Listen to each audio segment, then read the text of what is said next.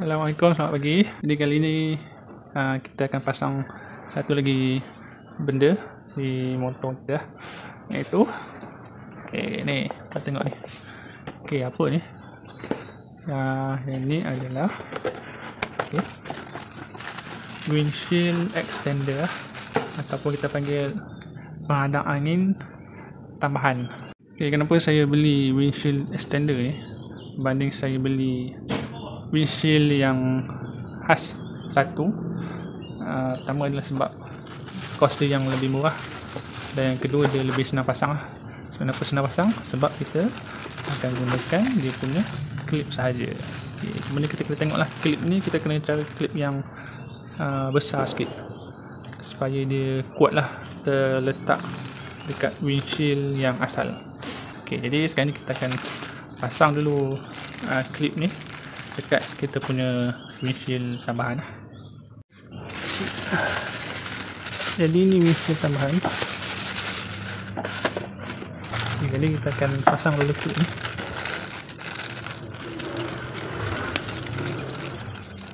Dia siap bagi Allen key, jadi mudah. Jadi pertama yang kita akan pasang adalah klip ni lah. Nak pasang dia, kita ambil getah ni. Kemudian kita ambil besi nipis ni, kita letak dalam ni lah. Kemudian kita masukkan kat dalam klip ni. Kita tolak je. Dia bengkok kan, dan kita tolak. Kita tengok bentuk dia terikut elok lah. Kemudian kita ambil skru ni lah, dan kita masukkan ke dalam ni, dan kita pulas. Sama juga ini satu lagi masuk dalam ni. Kemudian yang sebelah ni pun sama, masukkan dulu besi halus ni, kemudian kita bengkokkan bentuk C, dan kita masukkan ke sebelah ni, dan ambil skru dan kita masukkan. Dah siap. Seterusnya kita pasang besi kat bahagian sini lah. Kita letak besi yang pendek ni kat tengah-tengah klip ni, dah ada ruang. Kita ambil nut, dan kita ambil Allen key yang diberi sekali ni, kita ketatkan. Seterusnya kita ambil kita punya windshield. Kita perlu buka dulu skru ni lah, kita ikat windshield pada klip kita.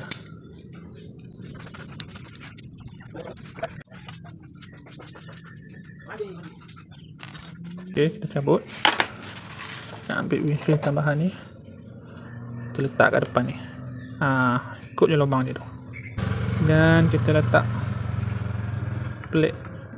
Ini saya rasa macam plastik keras lah, dia bukan aluminium. Masukkan, dan kita ketatkan lah.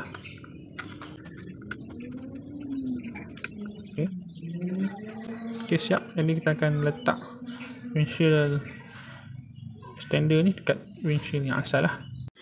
Jadi sekejap lagi windshield tambahan tu kita akan letak dia betul-betul kat tengah dia lah. Jadi senang, klip tadi satu di tengah, jadi kita letak. Kita ambil windshield ni dan kita letak macam ni lah.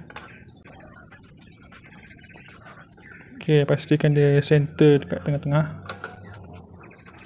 Bila kita rasa dah okey, dan kita akan ketatkan yang skru dekat bahagian bawah ni.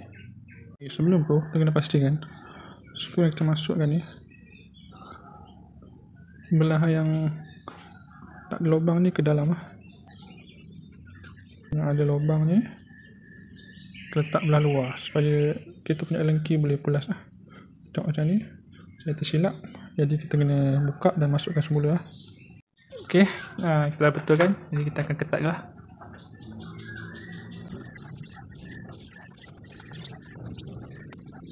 Dah siap. Ni kita tengok dia tak ada goyang lah, dia memang ketat kat situ lah. Jadi yang seterusnya kita akan betulkan bahagian atas ni. Kita tengok dia boleh laras lah, nak tinggi gini ke rendah. Jadi kita akan buat yang paling tinggi lah. Macam ni. Jadi nak ketatkan senang je. Kita tolak ni mesin dia betul-betul ke atas, dan kita pusing nut yang sebelah kanan ni kita pusing ke arah jam pusing sampai betul-betul ketat. Ok, selepas kita dah ketatkan, ok, betul sampai ke atas lah. Kemudian kita jatuhkan sikit, ok, tekan ke bawah. Sementara kita pastikan yang windshield ni dia ok, betul tegak lah. Ok, siap.